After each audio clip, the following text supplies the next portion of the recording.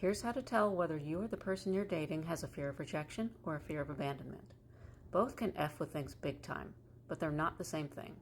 I'm Sara-Ann, a dating coach at Settling Up in Love Coaching. I help audacious women stop settling and call in the fierce, aligned love they desire. Now, one makes you scared to really connect. The other makes you panic when someone's not immediately available. The psychologist Abby Medcalf talked about this recently, so check out her content. It's awesome.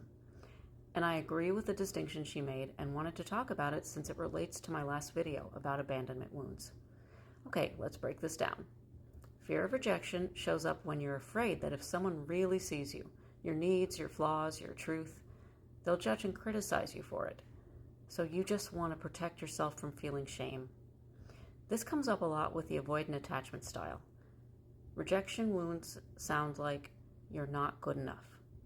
And when that fear runs deep, you hold back your real thoughts and feelings. You don't ask for what you need, and you second guess your worth if someone shares a need, pulls away, or gives honest feedback.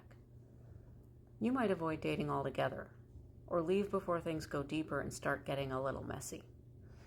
It's easier to invest in your self-worth from external wins, like in your career or other ways performance is rewarded. Now, fear of abandonment is different. It's less about shame and more about survival. This is common with the anxious attachment style. When someone you care about isn't immediately available, emotionally or physically, panic can set in. It feels devastating, like you've just been ejected from the only remaining lifeboat for the sinking Titanic. And because of this fear, you're hyper-attuned to shifts in energy. Distractedness, a lackluster or late response, less eye contact, and suddenly your nervous system fixates on fears like, are you mad at me? Did I do something wrong? Are we okay?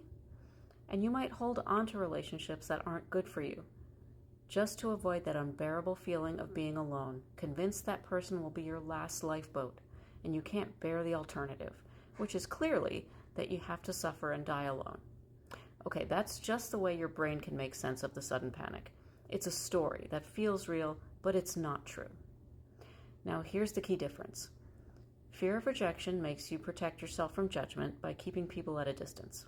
Fear of abandonment makes you chase closeness, even when it's hurtful. Neither means you're broken. They just reveal the wounds you're still healing. And when you understand the why behind your patterns, that's when real love starts to be possible. Let me know in the comments if this hit home and what fears show up in your relationships.